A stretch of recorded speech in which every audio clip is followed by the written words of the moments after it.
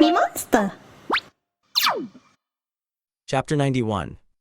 The minimum requirement for a successful S-rank dungeon raid was 3 S-rank hunters and 20 A-rank hunters. If so, in order to attack the SS rank dungeon, which is also called an out-of-ordinary dungeon, how many hunters would be needed? The answer is at least a SS rank hunter was required. Of course, you could also succeed with a team consisting of dozens of S-rank hunters. That's very fortunate because in this banquet, a lot of S-rank superhumans were gathered. The total number of S-rank superhumans present here was about 40, and there's also close to 10 S-rank hunters from Morian Guild. S-rank knights had the ability to defeat at least a rank monster. However, in order to hunt monsters effectively, a superhuman hunter was needed, more than knights. Why? Because a knight's ability was only spectacular, extensive, and not effective against monsters. Shit, a bastard lit a fire on the monster's head. Hey, its jaw is open up, step back. These damn knights, if you don't know how to hunt monsters, please stay still. Your skill also hit me, making the hunt inefficient and also causing damage to their own allies.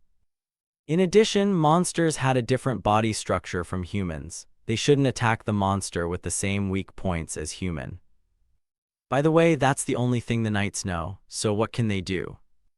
They grew up only fighting among themselves to hone their anti-personnel combat technique.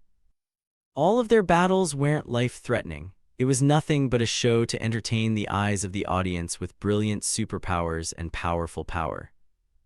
If you attack like this, I will block it like this, and then I'll launch a counterattack and you will block it like this. That was the summary of battle between knights. Of course, that's not bad at all. With that kind of repetitive practice, they were able to react immediately when those situations happened. It was really good to be able to activate a slow superpower instantly given the situation. However, will such a situation happen every time? Battling a monster was way different from battling a human. Monsters didn't have any sort of pattern in their attack. People are crazy about knights, and knights live with that pride knowing that their superpower was much more stronger than those of hunters. However, the reason why the public assumed that knights had stronger superpower than hunters was because hunters preferred efficiency above all. They exclude useless splendor and redundant moves as much as possible. Knights were certainly a splendid superhuman. However, they were nothing but a novice when dealing with monsters. Right after the entrance of Deformed Dungeon burst opened, they were doing fine thanks to their strong power. But when S-rank monsters began to appear, they were slowly getting pushed back. The knights realized for the first time about the world where the hunters they ignored lived in, about the reality of the monsters who invaded Earth, about the battlefield with real monsters. They always lived on the elite course. They thought that if they made up their minds, they could beat monsters easily. But that was nothing but their arrogance. The knights of the 7 families realized it today. The entrance of the Deformed Dungeon was torn and something squeezed out of it. It was the head of an enormous monster with a blue scale and red eyes. The monster opened its jaw and roared. Crackle! Ether sparks began to splatter all over the place. An unknown noise enveloped the hall. It was unknown whether it was a cry of a monster or a sound of space getting torn apart. And when the final boss finally escaped from the Deformed Dungeon, everyone lost their fighting spirit. The ceiling of the building collapsed and the light of the full moon poured on them directly. However, they couldn't see the sky because of the huge stature of the monster which blocked their view. That's a real monster. Until now, hunters all over the world had been fighting against those things. Even the S-rank knight couldn't help but take a step back. Only the hunters stood in front of the SS rank monster. Looking at that giant monster, Taylor clenched her fist. She tried to recall her past experiences and knowledge that she shared with her colleagues from a long time ago. Hey, can't the flying guy just attack its wings? Are you crazy? Last time I touched the wing, a poison spread out and I almost fell down. See, Autumn is right, some flying monsters have blades on their wings. Monsters are basically a creature that evolved easily. Their weaknesses that we could think of are covered by evolution. Through her experience of dealing with numerous monsters, Taylor was able to think about proper strategy to deal with every monster. they couldn't beat it by simply relying on their superpower. I can do it. There are around 50 S-rank superhumans in this place. With a proper plan, they could defeat any number of SS-rank monsters. She dragged her baseball bat and approached her father, Alexander Blestesh. Her bat was a superpower assistant that her father and her siblings despised, a symbol of weakness of someone who was unable to control their own abilities and had to rely on something. But at this moment, Taylor 9 wielded it proudly and stood confidently in front of her father. "Father, there's nothing to worry about. The capital defense hunters must have been dispatched and they will arrive before the damage gets even worse." That's right, Russia was a superpower powerhouse. There's no way they would only wait and see the catastrophe happened in the middle of Moscow. However, if they arrive and defeat the beast, the 7 families of night have no power to defeat a SS rank monster, so the hunter must help. I believe that would be the title of the article that will get published soon. She spoke loudly deliberately so all of her siblings could hear her, but no one could refute her, so Taylor 9 spoke once again. "But I'm also a hunter." She denied the title of being a knight. "I know how to deal with that monster, as Taylor 9 a hunter. And then, what if I defeat that monster as Taylor Blestesh, a knight of the Blestesh family? If so, the shameful stigma of defeating the monster with the help of the hunters could be removed." Alexander's pupil shook. He realized the meaning of Taylor's words. It seemed that Taylor wanted to deny the mindset he had pursued all his life. However, he had to abandon his pride and make a deal as the patriarch of the Blestesh family. "What do you want in return?" "If I beat that monster under the name of Blestesh, you will remove me from the family forever." There was no room for concern. She had been gone for so long after the family denied her existence, and now, for the first time ever, she said she wants to help the family, albeit it will also be for the last time. "Okay, it's a deal." Eventually, Alexander's permission fell, and Taylor shouted out loud at the knights of the family with an excited expression.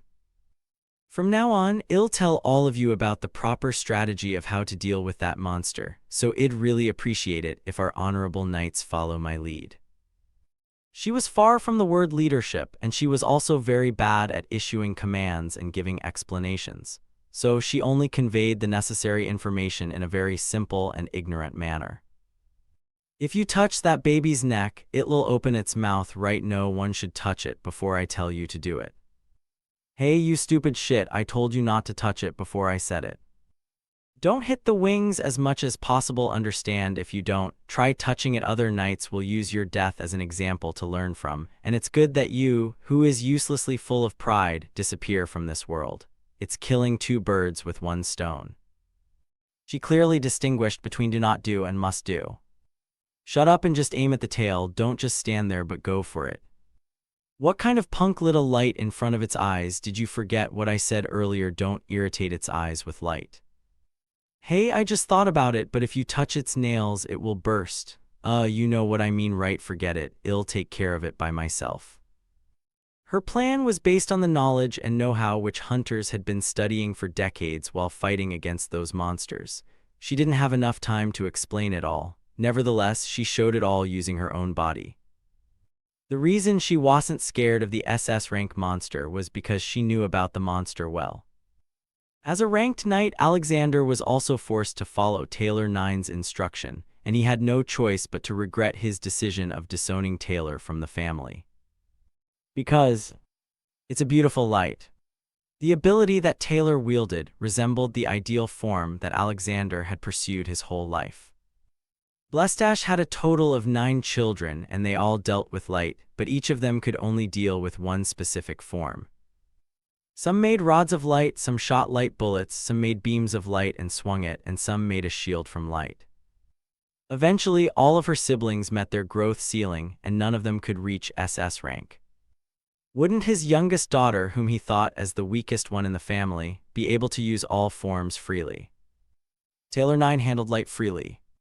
Sometimes she wielded a rod of light, sometimes a bullet, sometimes a ray, and sometimes a shield of light. On top of the 8 forms of her siblings, she was also able to use her father form, Sword of Light. A superhuman who transcended all forms and dealt with the light itself.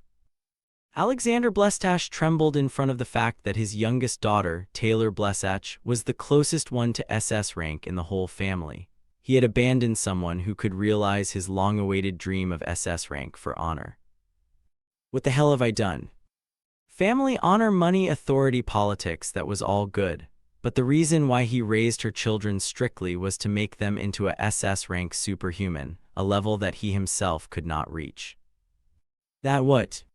You can use superpower like that.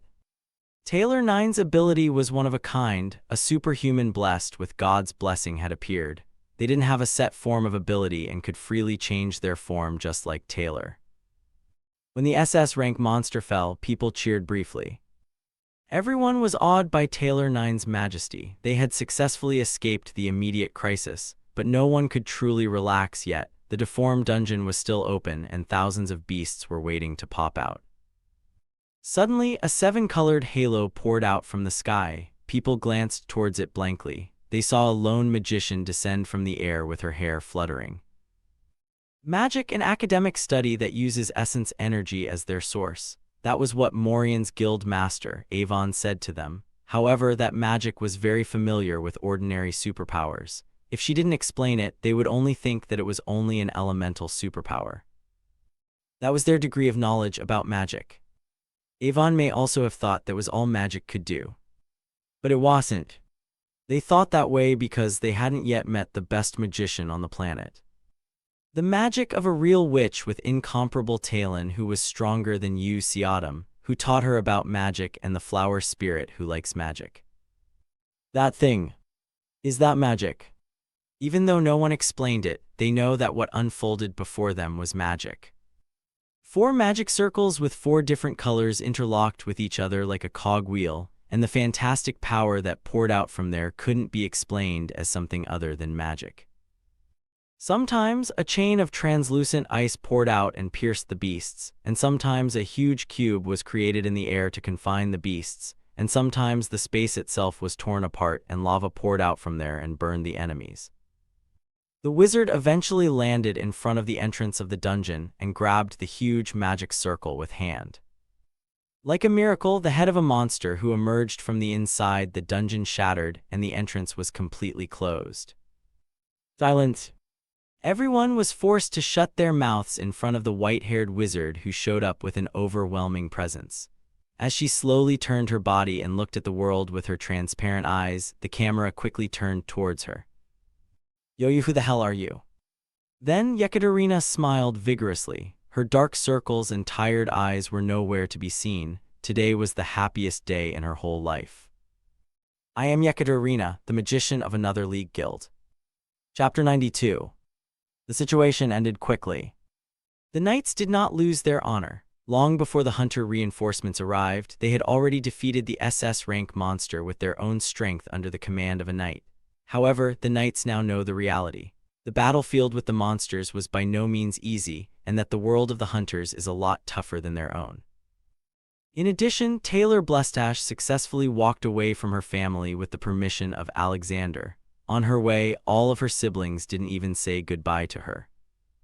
It was because they were ashamed that they couldn't show their superpower and hid behind their youngest sibling, whom they had been neglecting so far, while she fought at the forefront when the monster appeared. Of course, Taylor felt good about it and burst out laughing because of that. Just before she left, her father said, "If you miss your home, be sure to come back." But Taylor replied, "I don't think I ever will." It's funny, even when she came back after leaving the house for 16 years, her dad, who showed little to no interest towards her, completely changed his mind with just one incident. Without such an accident, wouldn't he have had nothing to do with her forever? Rather than staying at such a heartless place, it was better to go to a place where she could interact with others openly no matter what happened. Of course, Taylor Blestash couldn't leave alone. "Please take me too." Secondly, Yekaterina was also successfully cutting her connection with the Morian Guild. In her case, it was doubtful whether she got permission from the guild, but in any case, the Morian Guild had no choice but to let Yekaterina go according to the witch's law. What can you do in society? You will soon change your thoughts. I don't think so. Both the Blestash family, who had to let go of Taylor and her transcending superpower, and the Morian Guild, who had to release Yekaterina, who possessed much better magic than theirs, they somehow tried to capture them again, but to no avail. But there was still one problem left. Yekaterina didn't have a passport, money, or anything else. So, at the request of Yekaterina herself as well as UC Autumn, Taylor decided to take her along. Wow. Thus presently the two women were on a plane. Yekaterina focused her magic on her transparent eyes. Then her eyes changed to a pure white color resembling UC Autumn's eyes. This magic allowed her to temporarily gain sight. Wow, it's flying. Ah, don't be noisy. Is it your first time on a plane? Yeah. Okay, anyway, stay still. Sure, I will also behave well. Then she looked at the seat by the window where Taylor was sitting and said quietly, "Well, can't I sit by the window?" No. The sullen Yekaterina gave up because she thought she couldn't help it. She switched her attention towards the magazine stuck in her chair. It was mostly about bags and modern fashion, but she was interested in every single thing that was good or things she couldn't come into contact with when she was confined in the Morian mansion. Even when she was freed from the nightmare, she wasn't in contact with modern civilization but lived exclusively with her spellbook. Taylor, looking at the figure, said with an annoyed expression, "Move." I said move, that place looks more comfortable. Ah, yes, I see. Eventually, Taylor, who gave the window seat to Yekaterina, leaned back on her chair. Looking at the window right next to her, Yekaterina exclaimed, "Wow, clouds." It was a childlike exclamation. Meanwhile, Taylor picked up her smartphone and turned it on. Korean baseball game was playing on her smartphone, and Yekaterina, who was gazing at the clouds a few moments ago, also showed interest towards it. Oh, is that baseball? I also like it. Yes, do you know the rules? It's a sport that earns points by throwing a baseball ball and hitting the goalkeeper's head. Are you serious? Ah, of course it's a joke. But it's right. Yes. Yekaterina opened her eyes wide. She was really joking, but deep down she was wondering if the rules of baseball changed without her knowing. Because the team I am supporting plays just the way you talked about. Ah, then which team are you cheering for? Yekaterina asked every single question carefully. It was like she was trying to get to know the world through conversation. Taylor didn't know much about her circumstances, but after talking with her only for a while, she realized that she had been trapped somewhere. For that reason, albeit she was annoyed, she still gave her an answer. Oh, which player do you like? None, they're all trash. Oh, I see. Most of their conversations were like that. But Yekaterina kept talking to Taylor about many things, as if she was happy that she could talk openly with someone else. Yekaterina, who constantly chattered like a sparrow, soon fell asleep, and Taylor shook her head and watched KBO on her smartphone. Time passed quickly, and it didn't take long for them to arrive in Korea. It's really fast. It's fast because you are asleep. Taylor looked ahead. Incheon Airport arrival gate. It's a place she often passed by, but today it felt different. She rummaged through her pocket and pulled out one of her sunglasses. Then she suddenly turned to her side and noticed Yekaterina, who was looking around, and gave her one as well. What is this for? Because camera flash will hurt your eyes. Taylor explained in a rather ambiguous tone. Even Yekaterina, who had a good grasp on conversations, couldn't understand what she was talking about. Dragging her carrier and walking confidently towards the door, Taylor said to Yekaterina, "If you go outside, there will be many people who come to see you." Why? When the door opened, dozens of reporters were lining up in front of the door of the International Airport of Korea, which Yekaterina thought was a far place. Here it is. And then a barrage of questions were aimed towards both of them. Yekaterina, why did you decide to go to Korea? What kind of relationship do you have with the guild master of another league, UC Autumn? About magic. The translation device and the human voice interlocked. The noise was all over the place. Only then Yekaterina realized that something was wrong. She faltered and took a few steps back. Her heart beat wildly. This is because it was her first time being surrounded by so many people. She wanted to run away, but her feet didn't move. She tried to tell Taylor she wanted to go back, but Taylor only smirked at her. Tesks, watch what this unknown will do carefully. Before Yekaterina could ask what she meant, Taylor dragged her carrier and walked forward. She raised her fist to the air and raised her middle finger. "Fuck you," she shouted. It was surprising for Yekaterina. Wouldn't all those black people who felt so terrifying be embarrassed? From then on, Taylor walked confidently and spoke in Russian, not Korean. "We will tell you everything in an official interview later, so go home early." The barrier that was in front of them gradually collapses. Like the miracle of Moses, a path was opened up in the middle of the crowd. In fact, this phenomenon was the know-how of reporters. They knew that nothing good would come out of blocking a hunter's path, but it really looked like a miracle to Yekaterina's eyes, who wasn't aware of that fact. Even in front of so many people, Taylor's courage and confidence was something that Yekaterina envied. "Hey, aren't you coming?" Eventually, they reached the end of the path and found a certain man standing there. He smiled towards them and waved his hand. It was a stupid yet trusting look that Yekaterina could recognize. It was the man Yekaterina only saw inside her dream. However, she could see, hear, and touch him directly. By meeting him, she was able to gain real freedom both in her dream and in reality. "This is the first time I'm meeting you, Yekaterina." Yekaterina nodded her head at the pompous greeting. She was somehow thrilled. Then she spoke at him in an awkward Korean. "I wanted to meet you too." The world's first magic was unveiled by the Morian Guild. Amazing SS rank variant dungeon in Moscow. The hunters are amazed by the superpower of Taylor Blestesh. Wizard Yekaterina, why is she a member of the Korean Guild?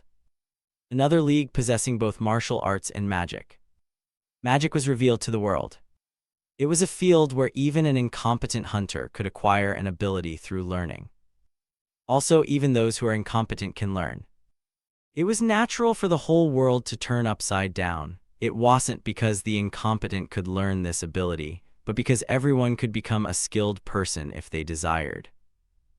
Although the production cost of the essence dispenser was beyond imagination, the academic accessibility was also extremely difficult. It was only a matter of time before that part was resolved. Avon, the master of the Morian Guild, held a press conference the very next day after the dungeon breakout. Since the birth of mankind, there have been numerous discoveries and numerous inventions. Somehow, it was a hot voice filled with passion. Mankind was the first to discover and deal with fire 1,000,000 years ago. Electricity around 600 BC, invented and dealt with gunpowder around the 7th century, discovered the magnetic field in the 13th century, coal and oil after the 18th century Industrial Revolution. And in the 19th century, we finally developed electromagnetism. And finally, in the 21st century, we started dealing with nuclear fission fusion. While all cameras around the world were paying attention, Avon slowly released the press conference as if giving a speech. And then 31 years ago, humanity discovered ether energy and finally reached the pinnacle of science. Somehow her voice was filled with emotion. But today, she seems to be choking, as if she was sincerely blessed with the great discovery of mankind. Humankind has once again discovered new energy called essence and raising the possibility of endless development. Essence, this fantastic power, is the energy generated by the circulation of nature and the universe itself, and it is an infinite energy which would never dry out. And we can use this energy to use the mysterious and great science of magic. When Avon finished his speech, people gave her a standing ovation and reporters screamed questions. "I have a question. What do you think about the fact that the previous SS rank deformed dungeon could not be closed?" In the case of another magician, Yekaterina, she said she was from Korea's another league. "Please tell us about it." A lot of questions came in, but she got rid of unnecessary questions and answered only those that were as stimulating as possible. Yekaterina, I am sorry for her. We've been working on essence energy for hundreds of years, and Yekaterina was one of our researchers. But just yesterday, in an official party, she betrayed our Morian Guild and left. "What'd that mean?" Avon said with an expression of broken heart. "Her magical knowledge belongs to the Morian Guild. As evidence, we have vast amounts of information amounted to hundreds of years. Both superpower and mystical ability were now recognized as property. It was a very sensitive issue both socially and commercially. Moreover, what if the dispute was about magic becoming a hot issue these days? She could never let it pass. Hey, I have no choice but to respond to Yekaterina and her guild, another league based on the superpower special intellectual property. Shortly after, camera shutters started popping out from all directions. Yes, Yekaterina, I don't know how you learn magic, but she was definitely showing a little more advanced magic than Avon herself, but it was meaningless.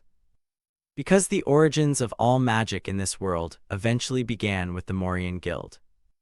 No matter how excellent magic techniques she used, Yekaterina left the huge castle called Morian and headed for a very small boat. Moreover, the boat was not even capable of fighting against them.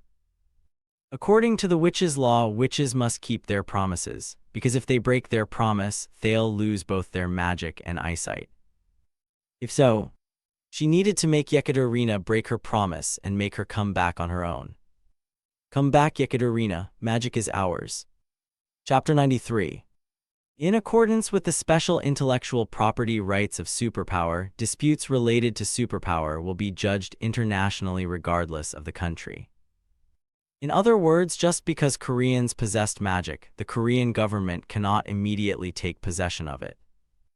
Of course, since Koreans are Koreans, in order to somehow preserve magic as theirs, the Korean government dispatched competent lawyers and agents to assist Yu Seodam.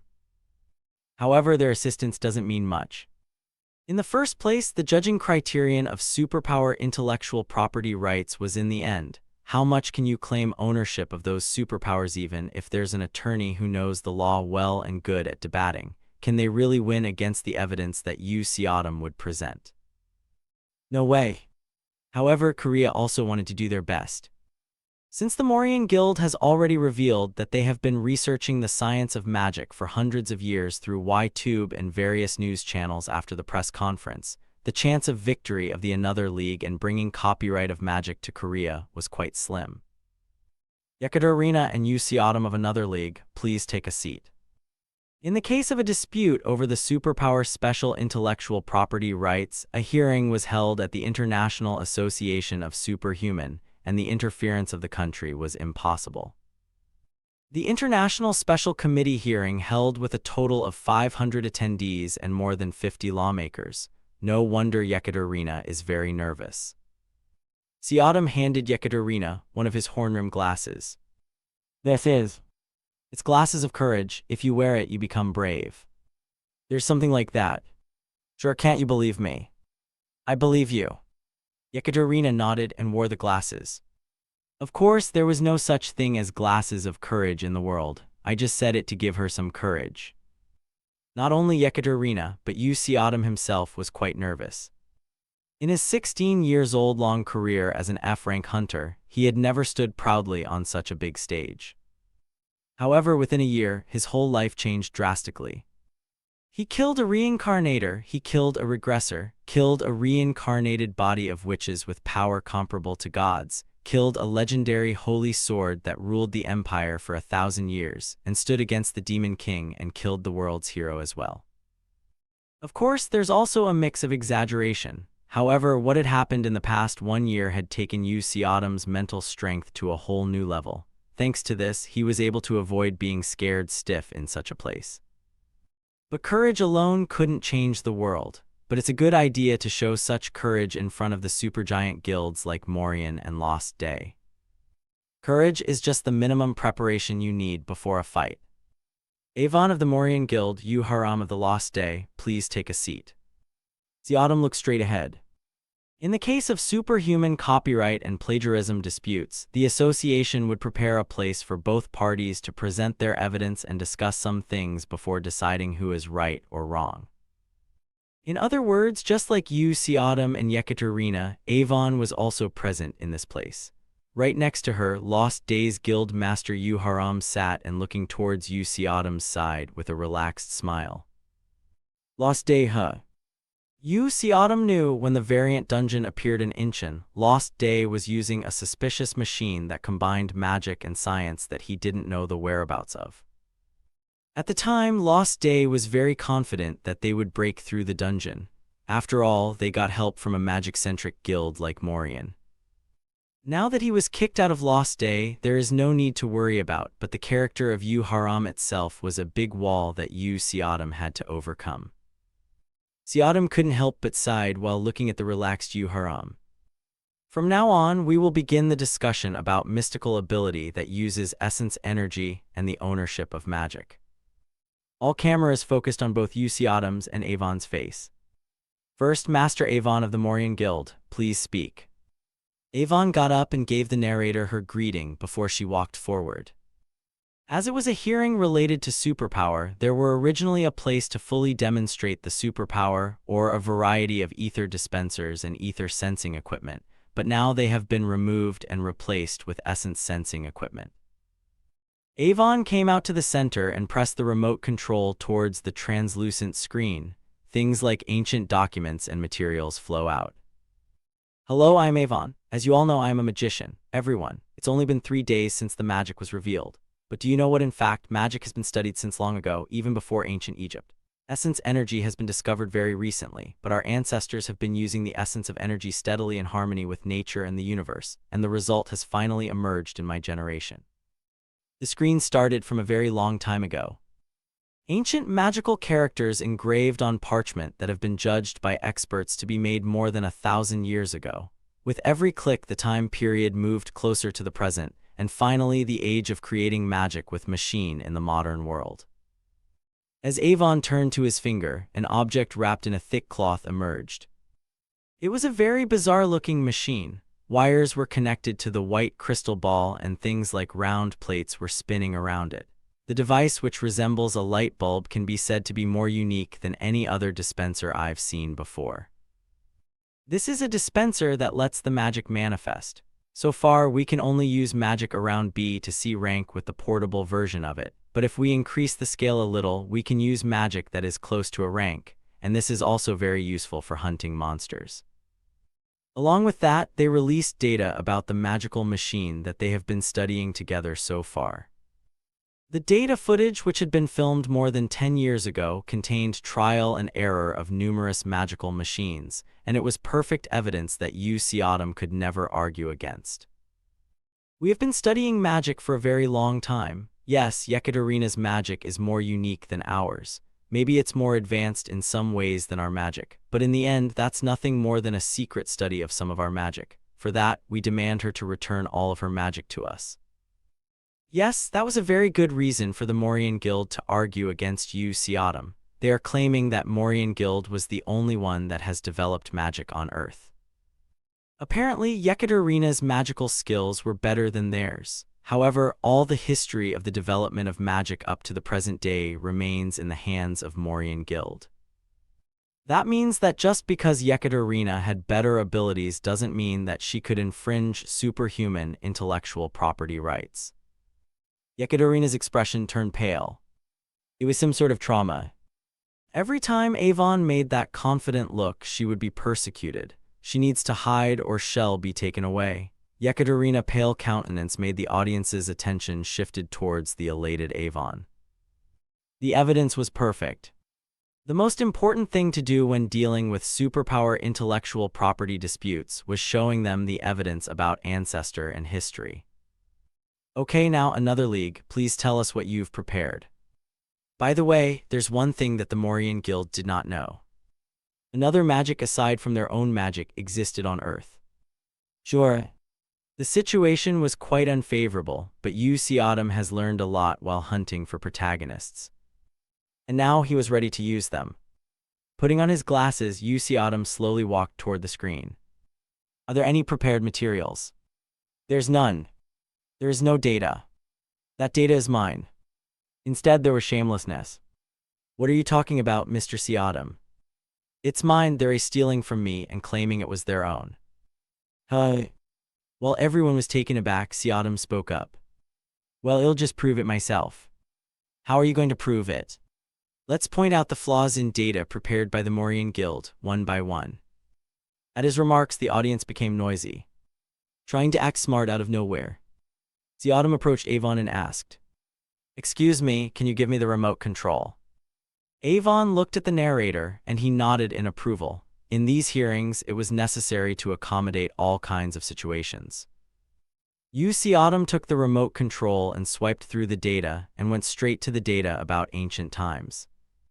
The ages where magic first started, the beginning of magic. The reason was simple. Will modern witches be able to understand the mindset of ancient witches? Witches existed in different kinds of world, and they always showed their peerless talent in the study of magic. But in most of the world, the population of witches were declining. The same applied on Earth as well. Thus, the remaining witches in modern times were nothing but half-blood witches. One of those half-bloods was Yekaterina. However, she inherited the purest witch blood on Earth and possessed the power of prophecy. In return for the prophetic ability, she lost her eyesight and magic, and she was unable to make rational judgments because she still had her emotions. Other witches are no different. Although their emotions were somewhat lacking, it was still there nonetheless. It was because, through the witches' long history on Earth, human blood was eventually mixed in, making it impossible for modern witches to properly understand the magic of ancient witches. Look at those crappy magic they submit as evidence. Certainly, the idea of manifesting magic through science was commendable, but it was by no means an ideal for a pure-blood witch. The witch's magic was already perfect by itself. In most of the world, witches had a strong individualism. That was the reason why they were extinct. They simply don't have enough time to develop their magic. However, what about the witches from the universes where witches almost rule the world? How about the witches from a world where a legendary witch competed against Sword Emperor, a man who transcends the limit of humans? How about the witches from a world where any witch could act freely and has developed their magic for hundreds of years? Is it possible to compare their magic with the magic of Earth? Of course, even if he's Audiobooks, he couldn't know about all of the magic that existed on numerous worlds. However, searching for the magic. Searching. Search complete. Primal magic usage report. The magic technique in this device is judged to be backward compatible. He had Library of the White Witch, which contained all about magic starting from the development of magic to the trial and error phase. First of all, I don't know how you got this data, but I'll prove it to you that all of this data is filled with fallacy. It's an ancient material. How are you going to prove it? In response to Avon's rebuttal, Audiobooks shrugged. It's not that the ancient data is wrong. I am trying to prove that you stole my data and studied it wrongly. Avon giggled at Audiobooks' blatant and stupid words, but she did a good job to not let it shown. First of all, you seem to understand Nassen's third law about the circling of mana, but you are wrong. In the first place, this law must be applied in tandem with the Perdition transformation and the zero mana invariant principle. The magic you developed has turned into a sham, and it prevented us from casting three-dimensional magic. Speaking so, Audiobooks touched the dispenser Avon brought. A dispenser that can only be handled by the Morian Guild. However, a light flickered by one simple motion of Audiobooks, and then a fire magic manifested. Even if you don't use this method. This time, he raises his finger to the air. At the same time, annoying tilde. When the silver spirit flower triggered the magic, it was uselessly splendid and inefficient, but anyway, the colorful magic circles were generated to dazzle the eyes of modern people, and then fire broke out. If you had studied magic properly from the beginning, this could have been the result. Morian Guild cannot use magic without a device called Essence Dispenser. However, Audiobooks was able to use magic without the help of an Essence Dispenser, and he was telling Avon that if she had studied magic properly, she could use magic without a dispenser. It's not just that. The next page clearly stated, mana is preserved in the air, and when it begins to interfere with the physical realm, the mana is attributed to the universe. But look at inventions. Didn't you make a dispenser which contradicts the statement? I'll use this for a moment. Audiobooks pointed at a small portable essence dispenser to use it as a material. He didn't even wait for the answer before putting it on and starting it. You said earlier that you can only use magic with an output around B to C rank, if you understand the data a little more from the beginning. A huge fireball manifested in the air. The ether detector that Avon brought to measure the power of magic was beeping crazily, as if proving that the fireball output was enough to be a rank in terms of ether output rank. This would be possible. From then on, Audiobooks kept pointing out the data brought by Avon, one by one. He acted as if he was really the owner of the data. as if he had really studied the data of ancient magic. Oh, did you read this properly? It was good that you stole it, but did you read it properly? Honestly, Siadam also wasn't comfortable doing this. His skill library of the White Witch was also a skill that he stole from someone. However, if there's someone who tries to harm him or his companion, he is willing to use anything, whether it was stolen skills or something else, to trample on his opponent. Things were getting more and more interesting. Yes, Morian Guild was the one who brought the data, but isn't there too much difference in terms of understanding? Siadam's understanding wasn't something that could be mastered overnight. Even the Morian Guild still had many things they couldn't understand. Yet Siadam had answered it for them and even demonstrated magic to prove it. Avon of the Morian Guild, please speak up. So even though it was her turn once again, she couldn't speak properly. She could only bite her stiff lips. Should she insist this material was clearly theirs? All the words that came out of Siadam were nothing but lies. However, wasn't everything that he said correct? Weren't all magical secrets that they didn't know of being unraveled one after another right now? To say that the magic of Siadam was a slightly advanced than theirs, weren't their techniques so far apart? And with such a huge knowledge gap between them, can she still say that the data is theirs? Would people believe that? Ah yes, Hunter Siadam's remark is right, your magic is definitely far more advanced than us. Eventually, Avon had to acknowledge Siadam's magic. But that and this is a separate matter. What separate problem is it? You are definitely better than us, but Yekaterina's magic is ours anyway. Why? Of course that child is. Avon, who tried to speak, was barely able to stop by biting her lips. On the contrary, Siadam was excited. This was something he wouldn't say until right this moment. However, Siadam wouldn't let this opportunity pass just like that. Of course, she couldn't learn my magic because she had no means of communication with the outside world while being held captive by you. Aren't you trying to say that? Originally, he had to shoot another bullet at this time, but he didn't. He simply waited for an answer from Avon.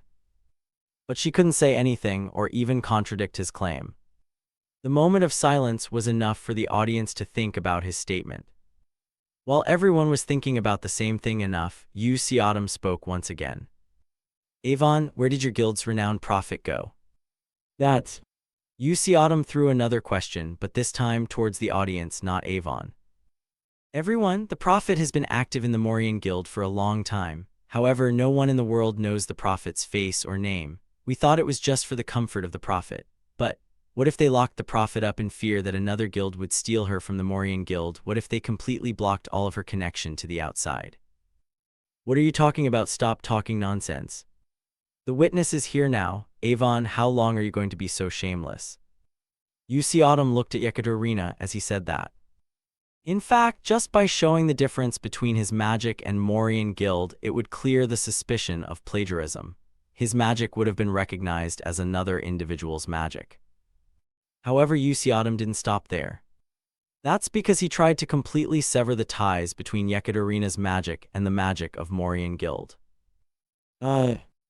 Yekaterina, who was being gazed at by Siadam, slowly turned her head and looked at Avon. She wore an expression Yekaterina had never seen before. Her plan was completely ruined and she was filled with embarrassment and she clearly didn't know what to do. She was no longer the object of fear. After all, Avon was also a wall Yekaterina had to overcome. She is feeling the same fear. Yekaterina slowly stood up. If she said, "I've been imprisoned in the Morian Guild for more than 10 years, the world would have laughed. However, the Morian Guild had admitted it tentatively. They were also losing the plagiarism case. They were now in position to defend, not accuse. I am Yekaterina, who once worked as the prophet in the Morian Guild. Would it be okay for me to speak? The world will surely listen to her. Chapter 94. Copyright controversy about magic is over and the owner is. The superpower intellectual property hearing ended. However, the problem about magical property rights hadn't been solved neatly. Siadam couldn't present the evidence that he had studied magic while Morian Guild provided their evidence, but the knowledge they possessed was overwhelmingly less than Siadam's. Clearly, Morian owned the item, but the real owner of the item seems to be another league. Eventually, the council allowed both guilds to possess magic. The Morian Guild revealed that they would donate magic to the country. However, the ownership of Morian Guild was in jeopardy, and eventually they attributed the magic to the whole country. If magic was protected by the government of Russia, no matter how many nasty tricks one employed, they wouldn't be able to easily touch it. There was no way that they could steal it, and Yu Xiaodam also didn't intend to do so. Explanation from Master Avon about Prophet's confinement. Everything is a misunderstanding. The truth of the shocking Morian Guild, revealed by the Prophet Yekaterina. In the case of confinement, Yekaterina was able to successfully file a lawsuit. She did not have clear evidence, but the clear testimony of someone who used to work as a prophet, Avon's slip of tongue and critics from numerous governments allowed her to win the case. However, through a press conference held in a hurry this morning, Avon denied the accusation of confinement until the very end. But in the end, she said that she sincerely apologizes for the damage she had done to the prophet and was forced to give a large amount of compensation. Honestly, Yu Xiaodam knew that large corporations would eventually cut off their tails when the fight became fiercer, so Yu Xiaodam and Yekaterina were satisfied with the result. As a result of this incident, the image of Morian Guild had been severely damaged. Moreover, they lost the rights of monopolizing amulet, magic, and the prophecy, causing their fame and power to be shaken considerably. And Yu Xiaodam was able to successfully conclude the hearing without having a single conversation with Lost Days Guild Master Yu Haram, and he was really satisfied after looking at the crestfallen expression of Yu Haram at the end of the hearing.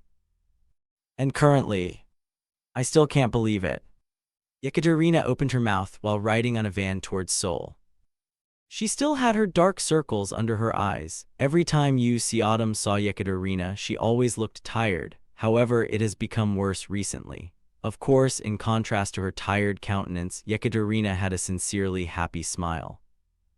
She said, "I can't believe I can get out like this," after giving her a good blow. "From now on, you can live however you want. If you want, you don't have to come to my guild," Xiaodam said as he drove the van. Originally, he didn't have any vehicle for private use except for one motorcycle.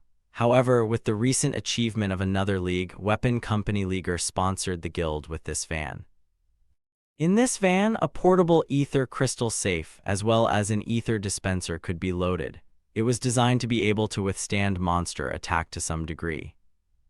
"No, I will enter Xiaodam Guild. This incident just made it clear I will be safe and happy when I am with Xiaodam. The safe part is okay, but Yu Xiaodam can't promise Yekaterina anything about happiness, because if she really joined his guild, he would make full use of Yekaterina to achieve his plans." Without knowing his thoughts, Yekaterina only looked at Yu Xiaodam with a smile the whole time, even though everything else should be amazing for her because it was her first time coming out to the outside world. "We have arrived. Is it here?" After arriving at Gangnam Plaza, Yu Xiaodam parked the van in a suitable location and walked towards the stone statue. She asked Yekaterina to follow him towards the stone statue reminiscent of Michelangelo's creation of the heavens and the earth. "Weren't we going to the guild hideout?" "This is our hideout. Here." She looked around her. There was nothing in the square except the stone statue. "No way, homeless." That moment, Yekaterina remembered what Yu Xiaodam said the other day. He said that the house he would provide would be cramped, the food would be tasteless, and there would be no servants, so it would be quite an uncomfortable life. She accepted it like it was nothing, but they're really homeless in the middle of a city like this. Suddenly, the world began to tremble. The space distorted, and the time changed from day to night. "That's high." When she regained her composure, the whole world in front of her was filled with starlight. The Milky Way was all over the sky. Looking at the brightly shining stars in a dark world, Yekaterina's mouth hung open.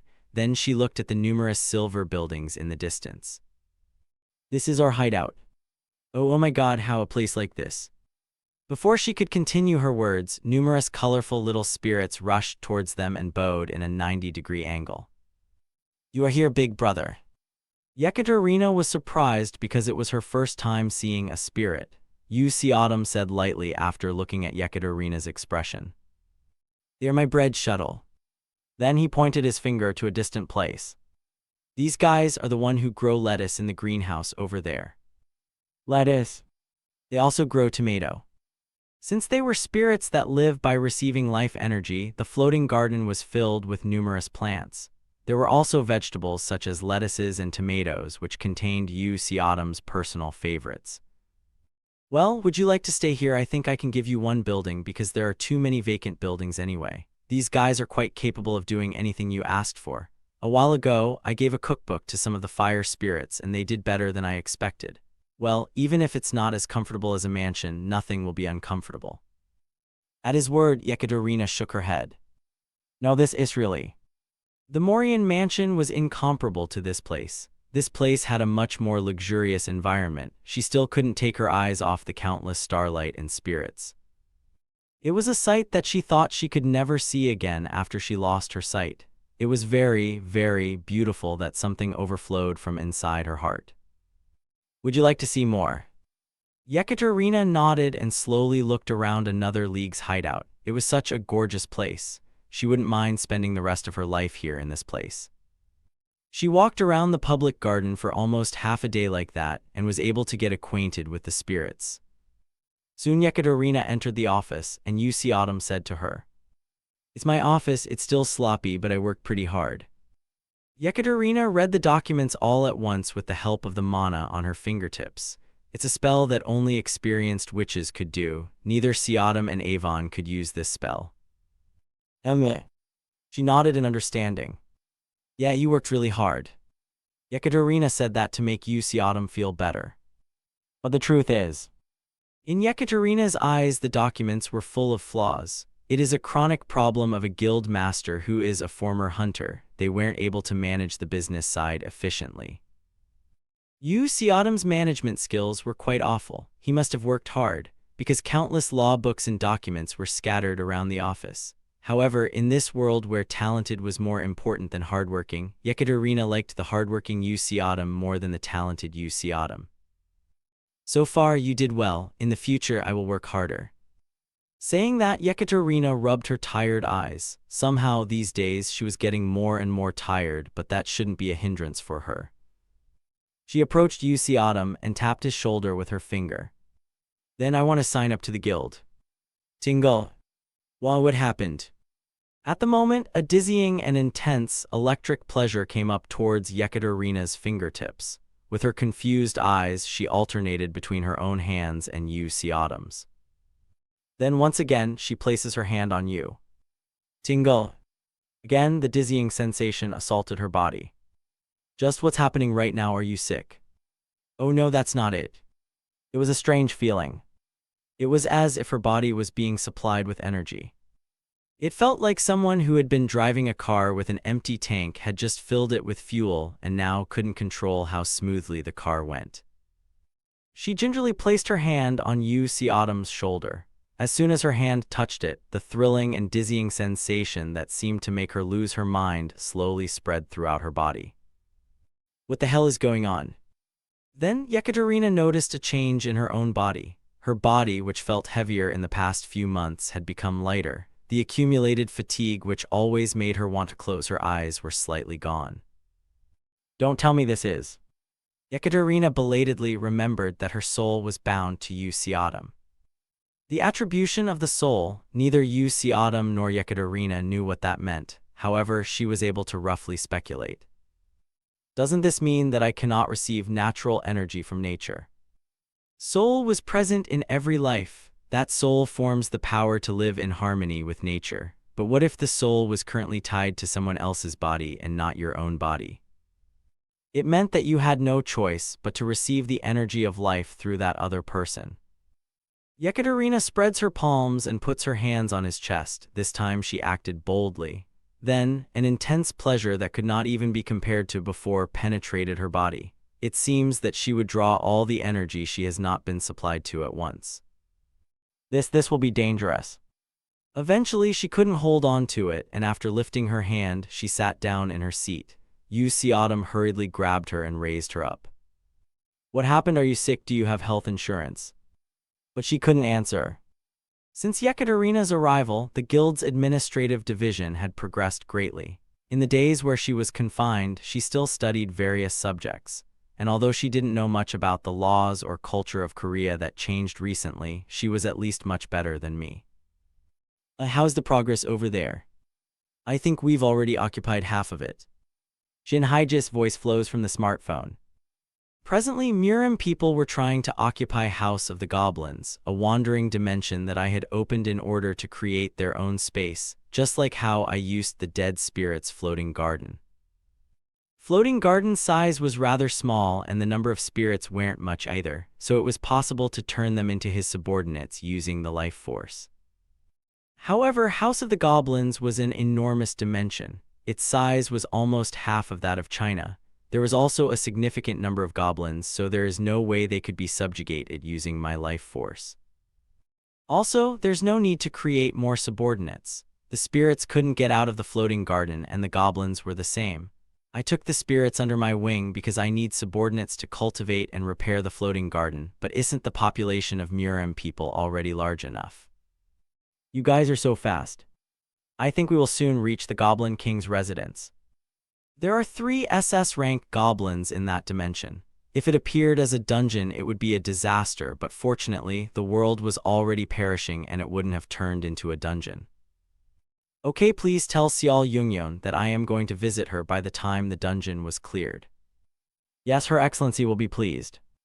Almost 3,000 Murim people were working for the recreation of Yungwon Murim, so even if there are 3 SS-rank bosses, they would clear it rather easily. After hanging up the phone, I leaned against my chair. Half of the crazy year ended like this. Taylor and Yekaterina had regained their freedom, the Murim people had found their own land, and they were in the process of pioneering it.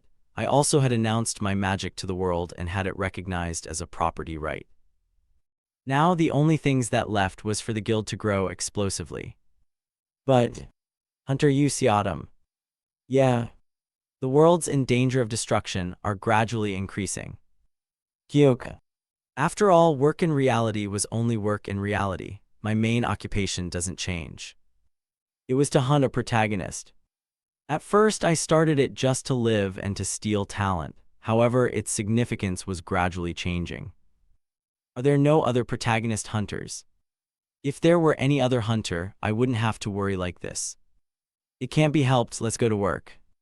Fortunately, almost all of the work that held me back had been handled, and now I've secured Yekaterina, who has better administrative abilities compared to me, so now I am free to dispatch.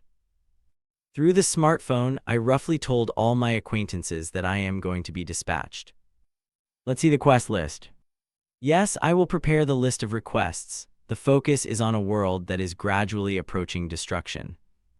First, romance of a black-haired saintess. Hashtag romance fantasy. Hashtag reverse harem. Hashtag innocent female lead. Hashtag clever female lead. Hashtag the strongest male lead. Hashtag the obsessed emperor male lead. Hashtag magician male lead. Hashtag pope male lead. Second, player who live with SSS rank luck. Hashtag fusion. Hashtag lucky. Hashtag growth. Hashtag munchkin. Hashtag icegate. Hashtag enchant. Third, I take myself to the tutorial. Hashtag fusion. A total of about 10 lists appeared. As I slowly looked at them, I discovered something, a very colossal view of the world. Why are there so many hashtags in romance fantasy? That is because probability spreads through a very peculiar path in this genre. Really? I don't know what the unusual path is, but I don't want to check it out right now. Show me the plot of this. Player who lived with SSS rank luck. The level of the protagonist in this world was 157, and the request success rate was 29%, which was the highest rate amongst all. Summary. One day people were suddenly transported into another world. Everyone awakened as a player, but Perudius was the only one who couldn't get any ability. A time of deep heartache and despair. Please make me stronger. Have you got the strongest weapon? Breaking through the 0.001% enchantment success rate, he aims to be the world's strongest. When I finished reading the explanation, I sighed. Yes, that's normal. Let's do this. Would you like to move right now? Yeah. Moving to Playdin, the world where level 157 protagonist Perudius resides. 10, 9, 8. The world is fatting. 2, 1, 0. Dimensional movement completed. Very soon I opened my eyes. I found myself in the middle of a large medieval city. Giant pterosaurs and flying boats decorated the sky, and fireworks illuminated the world. Wow. There were a lot of people on the street. All of them were wearing fancy armor or robes. They also had a cute pet or some sort of vehicle with them, but each and every one of them was truly unique. They were all different. Black skin, white skin, red skin, blue skin, tall people, short people, long ears, and 4 arms. I almost got fascinated by the fantastic appearance of a wide variety of races wandering around the streets, but we are recruiting warriors of level 60 or higher to challenge Dakin's Dark Labyrinth. Hey, why don't you go to the Dusk Suppression team? What? You're a local, not a player. Chet, get lost. Don't hang around here. Players selling potions an intermediate potion with a recovery rate of 25% when you go to the dungeon. Take as many as possible. You have only 1 life. Recruiting a damage dealer of level 90 or higher to challenge the fallen female chief's residence. Prefer someone who has detoxification skill. Something was strange here. You have become a player who came to Playdin. Chapter 95. Player. It was a term referring to people who suddenly fell into Playdin and gained an ability similar to a game. They could grow stronger by leveling up, by hunting monsters, or going around dungeons, and also by enchanting their weapons. It is said that most players have class and special skills that match each individual's personality, and they are said to be able to further refine their characteristics through the main system called enhancement by equipping the appropriate items. However, there was one important point. The fact that this world that looks like a game at first glance was by no means a game. It seems that the game system has been gifted to the real world. It is similar to the Iraq world. Are there many worlds that share a similar setting as this one? It's not many, but this kind of setting is the best environment for the protagonist to be born, so you might encounter it quite often in the future. Game system setting is built on the basis of enormous probability. It is not uncommon for it to focus on one person. I know it because I had studied till then. In game-based fantasy or game-based fusion fantasy, the protagonist always got the best from the system, such as hidden class, highest grade weapon, and hidden piece. That is correct, you studied hard. I ignored the system's words and looked around. The architecture and the fashion in this world were around medieval times. However, the civilization itself has developed considerably. Of course, the hygiene side of things was very neat, and the technology used magic power as their fuel. Power poles and streetlights were lined up around the street. There were also horseless carriages here and there. It's a bustling city. As I walked the streets, I slowly grasped the culture here. First of all, the place where I was standing was a place where a lot of players gathered to look for party members. In order to raid dungeons or hunt monsters, you can systematically group up and hunt to receive rewards and experience points. Most of the party lookers were below level 100, and those who had slightly higher level left their recruitment post at the mercenary office. Hey, I'm also a player, but can I level up by hunting monsters? It's not possible. Why? Players in this world have officially received the game system, and their growth potential has been raised significantly through potential liberation. Originally, it means that even those who have lived their entire lives as ordinary people can become superhumans. However, you do not have such privileges at all. I just temporarily turned you into a player. Okay. I don't know what you're talking about. In addition, every talent had their own level cap. For some, level 100 was their cap, and for some other level 200 was their cap, and your level cap has been fixed at level 15 since birth. That's why. No matter what kind of training, education, or even shortcut I take to accumulate experience, my level wouldn't rise. I could only improve my skills proficiency, learn about magic, and use more techniques with my current stats, that's all. Don't be heartbroken, it is rare across all dimensions to achieve level 15 with zero potential. No, it's not like that. I've been heartbroken for 15 years, and I have already moved past it because now I could break through my limit by hunting protagonists. By the way, where is the protagonist? I roughly understand about this world setting. Other parts could be learned while observing the protagonist. As I hesitated at the mercenary office like that, someone came up to me and talked to me. Hey brother, are you a tank? Tank. Tank was an occupation that stood in the forefront of the party and drew the monsters aggro towards themselves. My fighting style was far away from a tank, but for now, I nodded. Yes, I am. How did you know? I just knew it when I saw you. You are wearing heavy armor. It seems like this guy was thinking that my ether suit was heavy armor. Well, it's indeed quite thick.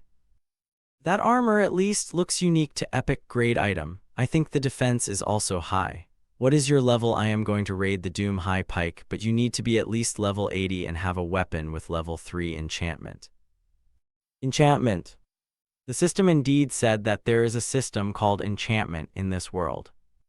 But unfortunately, Hunter UC Autumn couldn't use it, because enchantment is an act of accumulating probability. Is there anything I can do? I replied honestly. I don't have an enchanted weapon. What did the weapon break during the enchantment process? Oh, well, it's not like that. During the enchantment process, there's a chance that the weapon would break. I was glad because it seems like it's possible to obtain information that the system hasn't found out yet from this person. So, how did you enchant a weapon? Why don't you know that? Are you really a player? This is a question I anticipated. There's not much answer I could give in this kind of situation. The first method, I lost my memory pattern. It's a very common cliché, and it's also a universal line that the main characters in novels use often. Usually, if you said this line, the other person would kindly explain it to you. The second method I can use is the foreigner pattern. Although cliché, it is also often used. It's a bit less used compared to memory loss pattern, so this might be better. Usually, if you said that you lived far away, an extra one would kindly respond to you and tell you everything you didn't even ask.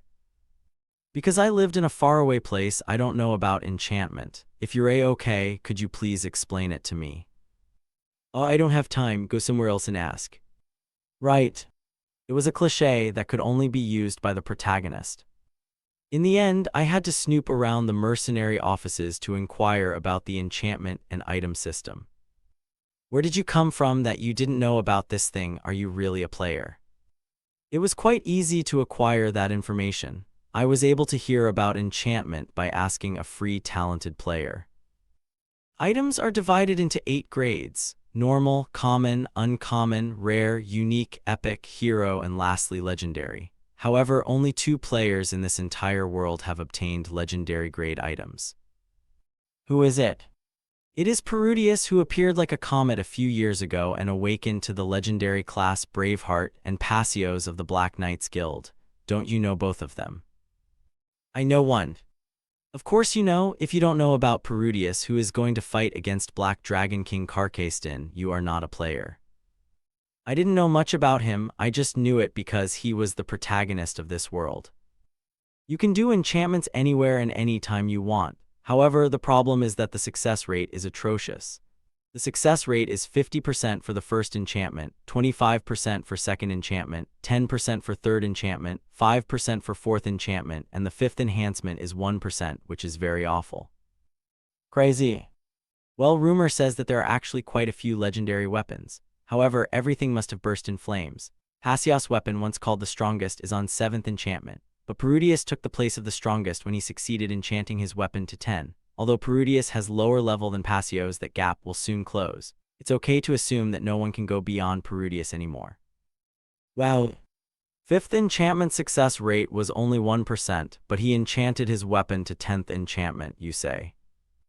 In the first place, he is the main character related to luck. It must have been possible because of some special privileges.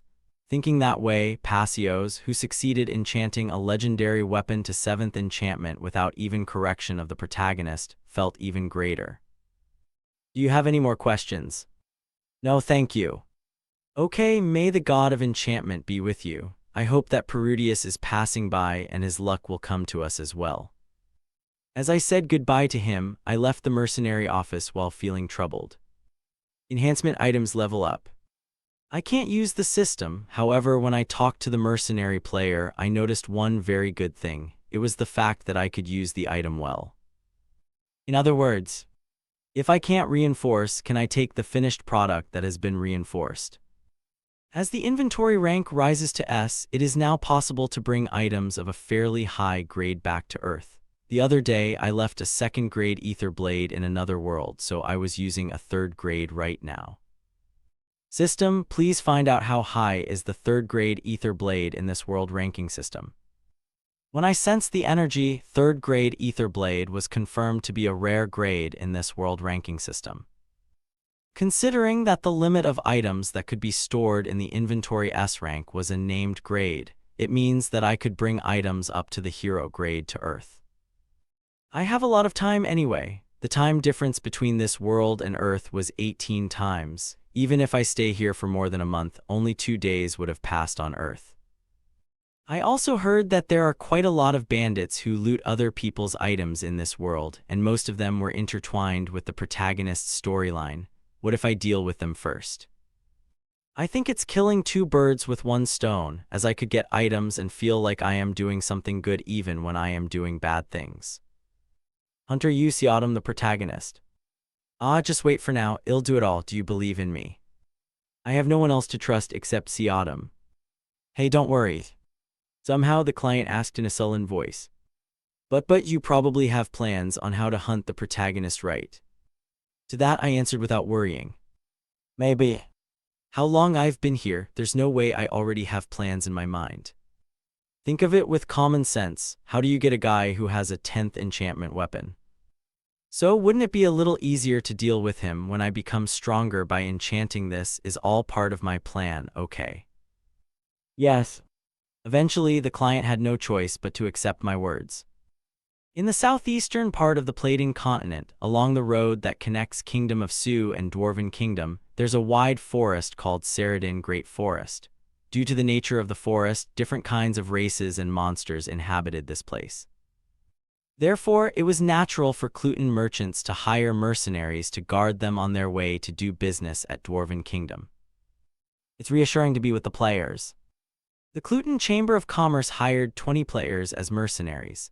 These players suddenly appeared in the world a few years ago, and based on their peculiar abilities, they quickly became strong, and now they are comparable to the world's strongest. Their strength was reliable enough. Ho, don't worry, we're also experts in monster hunting. Heenan, who led the band of mercenaries, has a level of 104, which is higher than the average players. It was only natural for her to have confidence in herself. However, there was one thing that was unfortunate. That is the fact that the player was very lacking in experience compared to their strong power. Quadjujudug. Suddenly the ground shook and shot up. Clutan's merchants all shouted in confusion. What? Is it an earthquake? No, this is magic. Blah blah. The phenomenon only happens in an instance. When the pre-installed artifact items on the ground were triggered, the ground shook and dozens of pillars rose up and crushed people. It was a basic item, but Heenan couldn't respond. It's a surprise attack, this cowardly guy. Haha, give me everything you have. Using an item means that you are a player. Heenan hurriedly pulled her sword and responded to the bandits that were rushing towards her from all sides. She was certainly on the strong side. If she swung her sword once, 3 or 4 bandits would be cut off, and she could run so fast that makes people having a hard time to trace her. However, Heenan and her mercenaries, who had been leveling up by hunting monsters so far, did not know how to deal with people. On the other hand, the bandits were smart enough to arrange all kinds of items and tactics to drain their stamina. The floor is sticky. Keck, there are poison arrows installed. Get down, it's a Flare Knight artifact. Each of the bandits were certainly weak. However, they were experts in dealing with players stronger than themselves. On top of it, mercenaries had to fight while defending the merchant. Haha, level 100 player is no big deal.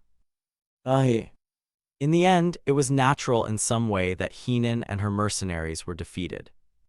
Tie them up. The bandits gathered all the mercenaries and merchants and put them together. It was quite ominous for her when she saw some bandits laugh unpleasantly while looking at her face, but there was no time to worry about that. Oh boss, there is a unique grade bow here. It was even enchanted until 4th enchantment. Great high-level players indeed use some good stuff. There's so many epic items. Now, the bandits were busy distributing the items they stole, but what would happen to the mercenaries and merchants when the bandits finished their business? The woman would surely be taken as slaves by the bandits, and the rest were likely to die. I don't want to be dragged into slavery like this. She had a lot of dreams and a lot of things she wanted to do. She would rather die than living as a lifelong slave, when she closed her eyes with such desperate thoughts. A loud explosion rang out, and the group of bandits fell into confusion. Wow. Why, what? What the hell is this magic? It was such a tremendous roar that it seemed that their eardrum would burst, and then they felt the ground shake. The explosion didn't only happen once. Wherever the black ball things landed, an explosion occurred, but there was no way to know what kind of item it was, and that wasn't the end. Who are you? He showed up. A man dressed in a strange black armor appeared in the middle of the bandits. He pulled out a shining sword and started to cut down all the bandits like autumn leaves. The bandit group were falling apart without even responding properly.